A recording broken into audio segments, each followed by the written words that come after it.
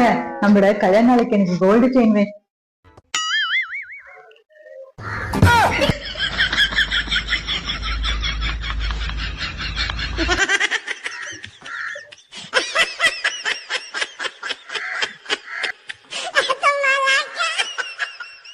எங்க அடுத்த ஜென்மத்திலயும் நான் தானே உங்களுக்கு பொண்டாட்டியா வரணும்னு நீங்க எதிர்பார்ப்பீங்க. நான் ஒரு கேள்வி கேட்குறேன், பதில் சொல்றியா? போன வருஷம் தீபாவளி வாங்கின புடவையே இந்த தீபாவளியும் கட்டுவியா? அதை எப்படி நான் கட்டுவேன்? நீ மட்டும் கட்ட மாட்ட, என்ன மட்டும் எதிர்பார்க்குற?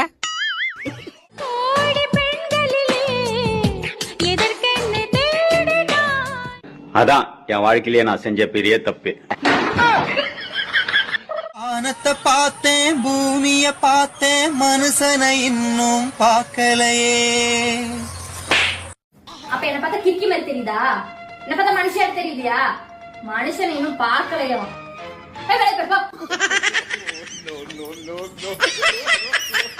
என் ஸ்கூல் டீச்சர் அன்னைக்கே சொன்னாங்கம்மா, நீ தான் என் பொண்டாட்டியா வருவேன்னு. அவங்க எப்படிங்க சொன்னாங்க? நீ எல்லாம் எரும மாடு மேய்க்கிறதுக்கு தான் லாய்க்குன்னு அன்னைக்கே சொன்னாங்க. என்னைய பாத்தீங்கன்னா 59 பேர் பொண்ணு பார்க்க வந்தாங்க. 60 எங்க அத்தானை செலக்ட் பண்ணேன். எங்க அத்தா கேட்டாரு, ஏமா 59 பேரே வேண்டான்ட்டு 60ஆவதா என்ன செலக்ட் பண்ண அப்படின்னாரு. மத்தவங்க எல்லாம் வந்துட்டு பச்சி சுச்சி சாப்பிட்டுட்டு அப்படியே போயிட்டாங்க. நீங்க ஒருத்தர் மட்டும்தான் தட்டு டம்ளர்லாம் கழுவி வச்சுட்டு போனீங்க.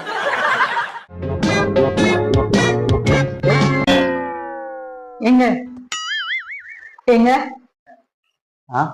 உங்களுக்கு என்ன பிடிக்குமா இல்ல உங்க அம்மாவை பிடிக்குமாங்க?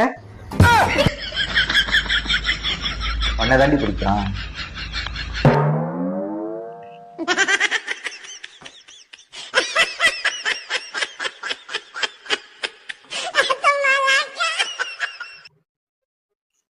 உனக்கு யார பிடிக்கும்?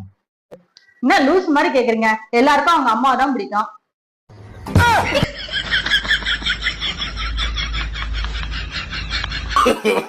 No, no, no, no.